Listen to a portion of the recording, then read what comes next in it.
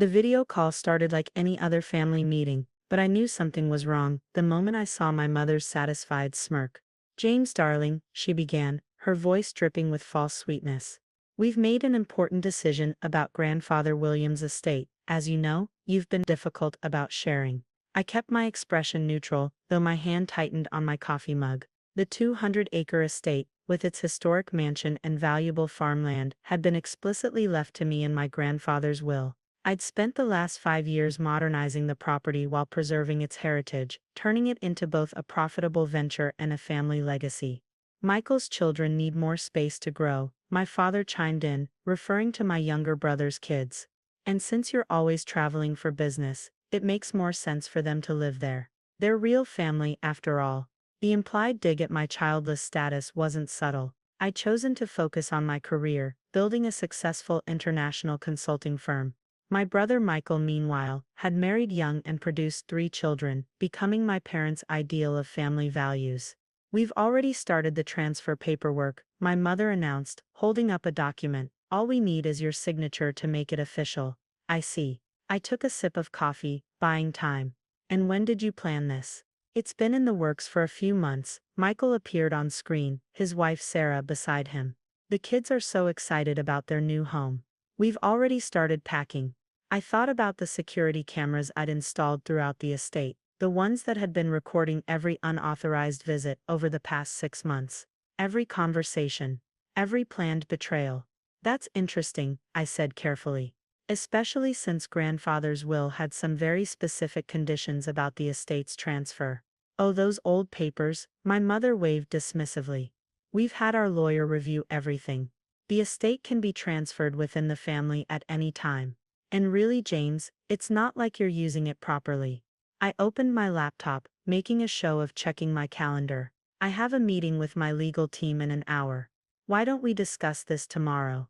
Same time? No need for lawyers, my father said quickly. This is a family matter. Just sign the papers we're sending over, and we can all move forward. Forward to what exactly? I asked. Sarah, my sister-in-law, spoke up. We're planning to sell some of the land for development. The kids' private school isn't cheap, and that property is worth millions just sitting there. My stomach clenched. The land they were so casually planning to sell included protected wetlands and historical sites. My grandfather had spent his life preserving that legacy. I'll need time to review the documents, I said. Send them over. After the call ended, I pulled up the real estate records on my screen. Just as I suspected, they'd already filed preliminary paperwork, using a power of attorney document I'd never signed. My phone buzzed, a text from Judge Harrison, my grandfather's old friend. They just tried to file transfer papers. Forgery, want to proceed. I smiled, thinking of the hidden cameras in the estate's library.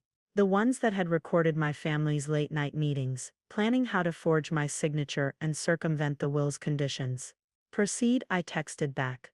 My next call was to Marcus Sullivan, head of the State Historical Society. They took the bait, completely, I confirmed. Time to activate Phase 1. For the next 3 hours, I watched through the estate's security system as my family arrived, touring the property like they already owned it. Sarah measuring for new curtains. Michael pointing out where they'd build a pool. My parents in the library, discussing which antiques to sell first. None of them noticed the small red lights of the cameras, or the subtle hum of the recording equipment. At exactly 3 p.m., right on schedule, 3 black SUVs pulled up to the estate's main gate. Mr. Davidson, Agent Laura Phillips, from the FBI's Financial Crimes Division, stepped out. We're ready when you are. I sent a group text to my family, emergency meeting at the estate. Now they gathered in the main hall, their faces shifting from confusion to alarm as Agent Phillips and her team entered. What's going on? My mother demanded. James, why are federal agents here? I projected the security footage onto the library's large screen. Let's watch an interesting film, shall we?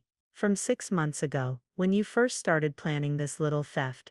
The color drained from their faces as they watched themselves plotting, forging documents, planning to sell protected land. That's illegal surveillance. Michael shouted. Actually, Agent Phillips stepped forward. Mr. Davidson had full authorization to monitor his property, especially after the first attempt to forge his signature was detected. I pulled out a thick folder. Shall we discuss the fraudulent power of attorney? The fake transfer documents. The deals you've already made with developers to sell protected wetlands. You can't prove anything, my father blustered. Really? I opened my laptop, playing more footage. Here's you, Dad, practicing my signature.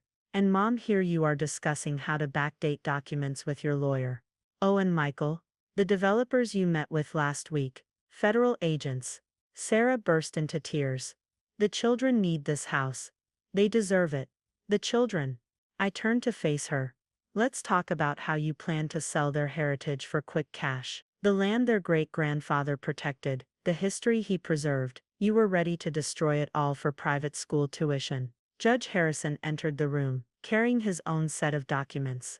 I have the original will here, with all its conditions, including the one about attempted fraud automatically triggering the secondary inheritance clause. Secondary clause, my mother whispered. I nodded. If any family member attempts to illegally transfer or sell the estate, it becomes an irrevocable trust, under my sole control, with a permanent conservation easement on the land. You can't do this. Michael lunged forward, but Agent Phillips' team moved quickly to restrain him.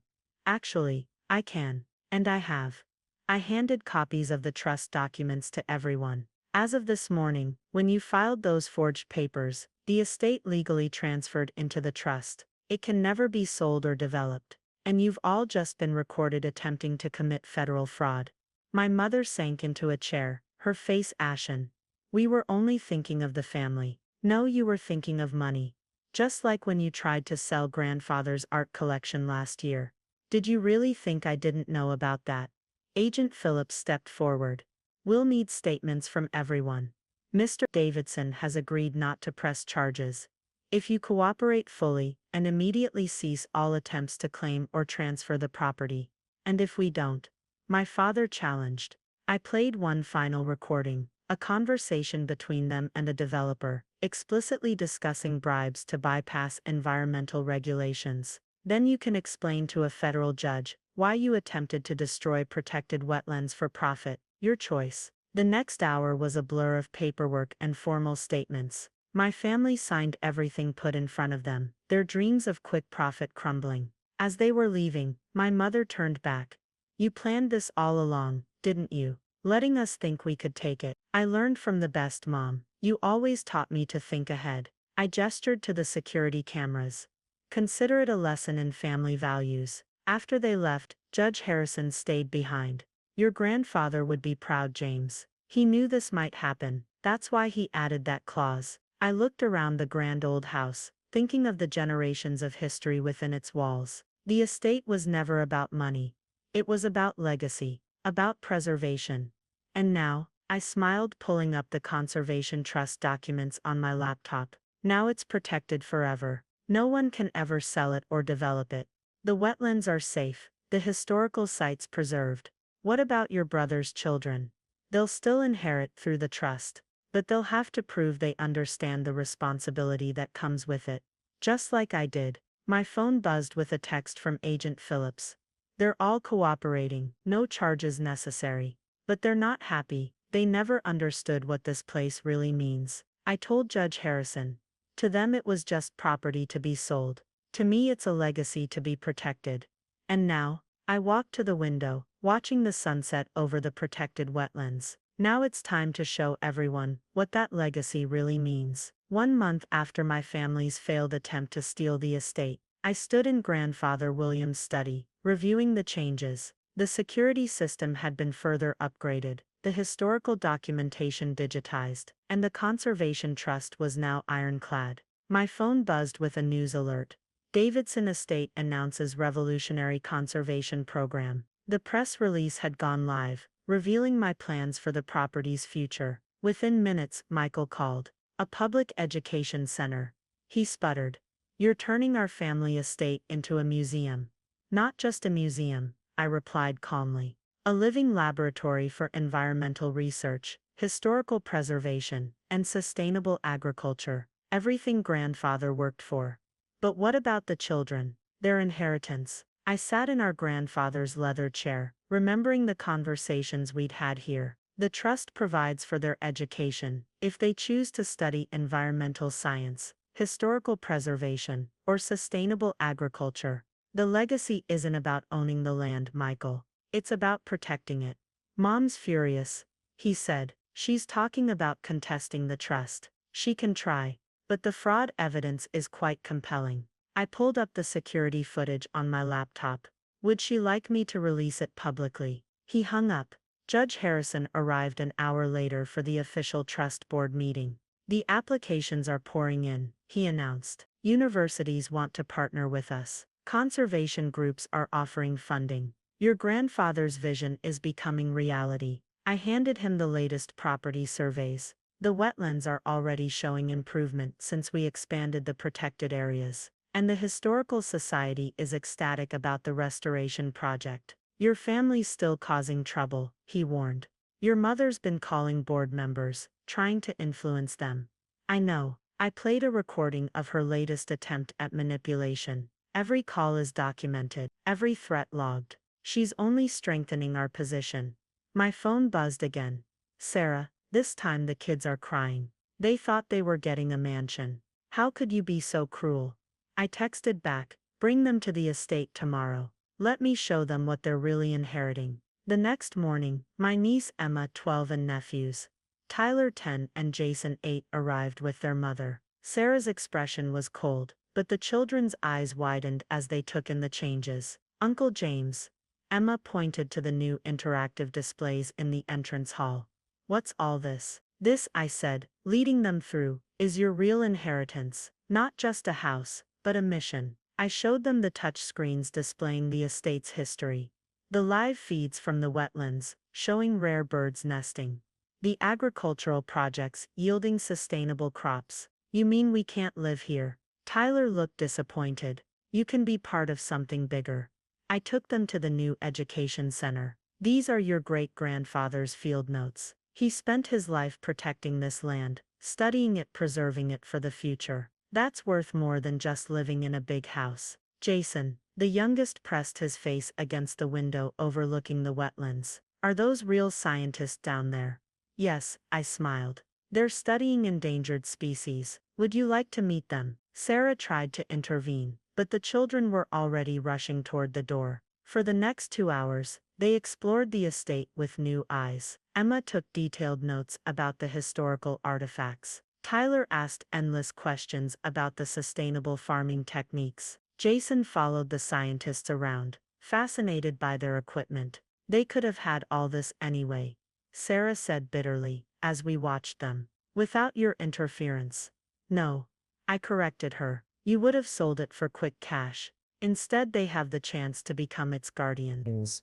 To learn, to contribute, to carry on a real legacy. My phone buzzed. My parents were at the gate, demanding entry. I checked the security feed. Perfect timing, I told Sarah. Let's show them what they tried to destroy. In the main hall, my mother's angry tirade died as she saw her grandchildren excitedly showing Judge Harrison their notes from the day. Grandma, Emma called out. Did you know great-grandfather William discovered 3 new bird species here, and Uncle James is helping protect their nesting grounds? The scientists said, I can help with their research when I'm older. Tyler added, if I study hard. My father's face reddened. This isn't what we planned. No. I agreed. You planned to sell it all for profit. Instead, your grandchildren are discovering their true inheritance. Knowledge, responsibility, purpose. We're announcing the scholarship program next week. Judge Harrison added, full university funding for students studying environmental science, using the estate as their research base. Your grandchildren will have guaranteed spots, if they qualify. My mother's expression shifted slightly. University scholarships. Complete funding, I confirmed. Plus internships, research opportunities, and future positions managing the trust. But they'll have to earn it. No more handouts. Sarah watched her children's enthusiasm with conflicting emotions. All this time, we thought the value was in the property itself. Grandfather William knew better. I gestured to the portrait hanging above us. He built this estate to last generations, not to be sold for quick profit. Now it will. My phone buzzed again. More press inquiries, partnership offers, research grant proposals. The estate was becoming exactly what my grandfather had envisioned. A center for learning, conservation, and sustainable progress. The trust's first board meeting is next month. I told my family. You're welcome to attend, as observers, show the children what real family legacy looks like. And if we refuse? My mother challenged. I played the security footage on the main hall's screens. Their fraud attempt, their plans to sell protected land, their forged documents. Then this goes public. Your choice. They left quietly, but the children begged to stay longer. Sarah, seeing their genuine interest, reluctantly agreed. Later that evening, as I sat in my grandfather's study, Judge Harrison brought in a familiar leather-bound book. Your grandfather's journal, he said. The last entry might interest you. I read the faded handwriting.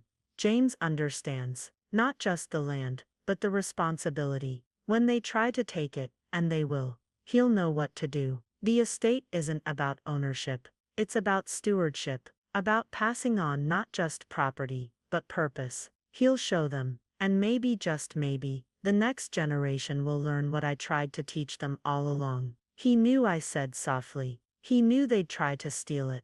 He knew you'd stop them, Judge Harrison corrected, and turn their greed into something better. I looked out over the estate, my inheritance, my responsibility, my purpose. The sun was setting over the wetlands, where tomorrow's guardians were discovering their own legacy.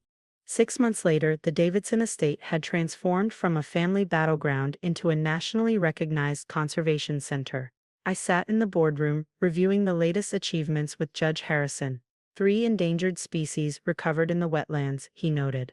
2 major universities establishing permanent research stations, and your niece Emma just won the state science fair with her project on historical agricultural methods. I smiled, remembering Emma's proud face as she presented her findings using our estate's archives. She'd spent every weekend here since that first visit, soaking up knowledge like a sponge. My phone buzzed, a text from Michael. The kids won't shut up about the estate. Tyler's talking about environmental law now. What have you done to them? Showed them something worth fighting for. I texted back. The morning news played on the boardroom screen, Davidson Estate Conservation Model to be replicated nationwide. Our success had caught the attention of other historical properties facing similar challenges. My mother's voice cut through my thoughts as she burst into the boardroom, waving papers. James, what's this about changing the trust conditions? Good morning to you too, Mom. I gestured to the documents in her hand. Those are the new educational requirements for trust beneficiaries. Judge Harrison and I finalized them yesterday. 4 years of environmental studies, historical preservation coursework. This is manipulation. This is preparation, I corrected. The estate needs educated guardians, not entitled owners. She sank into a chair, deflated. Your father's talking about selling our house to pay for the children's special schooling. All because they're obsessed with qualifying for your programs. Interesting choice, I noted. Selling property to invest in education. Almost like the estate's lessons are sinking in.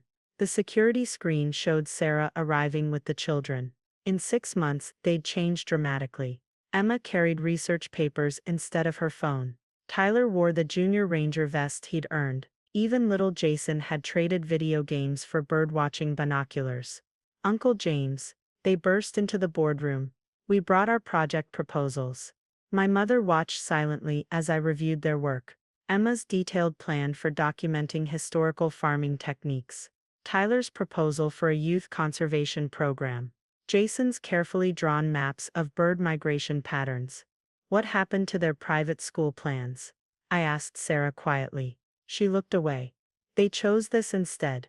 Said they'd rather learn real skills than. How did Emma put it? Waste time pretending to be elite. Judge Harrison chuckled.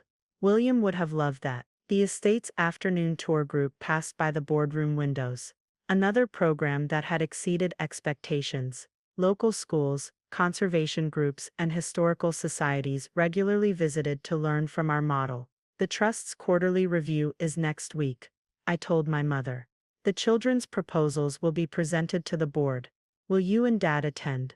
To watch our grandchildren compete for scraps of their own inheritance. She scoffed. No, I said firmly. To watch them earn something more valuable than quick cash and empty titles. To see them become worthy of their great-grandfather's legacy. My phone buzzed again. Michael this time. Sarah says the kids are presenting to the board. Room for their father to attend. Progress however small. Later that evening, as the children finished their research time in the library, I found Sarah staring at the estate's financial reports. The conservation grants alone are worth more than what we plan to make selling the land, she admitted. And the educational endowment was always the point, I finished. Grandfather William knew the real value wasn't in the property itself. Emma appeared with an armful of historical documents. Uncle James, I found great-grandfather's original conservation plans from 1960. He predicted everything. The wetlands' importance, the agricultural challenges, even the development pressures. He knew. He did. I agreed. That's why he chose his heir carefully, not based on family politics or emotional manipulation, but on who would understand and protect his vision. My mother had lingered, listening. We never saw it, she said quietly. All those years we thought he was just land-rich and stubborn. He was rich in wisdom, I corrected, and stubborn about protecting what mattered. The estate's evening lights came on, illuminating the grounds where research teams were finishing their day's work. In the wetlands, new species were thriving. In the fields, sustainable farming methods were proving their worth. In the archives, history was being preserved and taught. My phone's final buzz of the day was from Judge Harrison.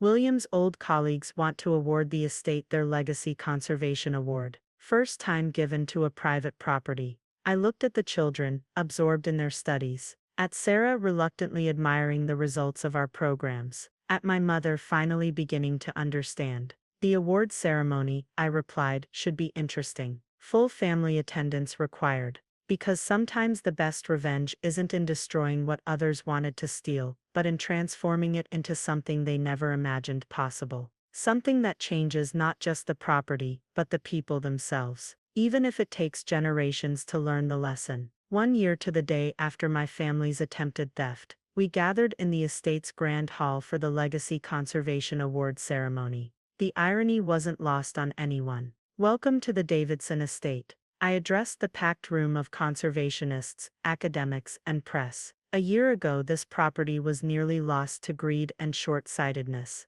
Today it stands as a model of conservation, education, and true family legacy. My parents sat in the front row, their expressions a mix of resignation and dawning respect. Beside them, Michael and Sarah watched their children prepare to present their first official reports to the trust board. Our grandfather, William Davidson, understood something fundamental. I continued. Legacy isn't about ownership, it's about stewardship.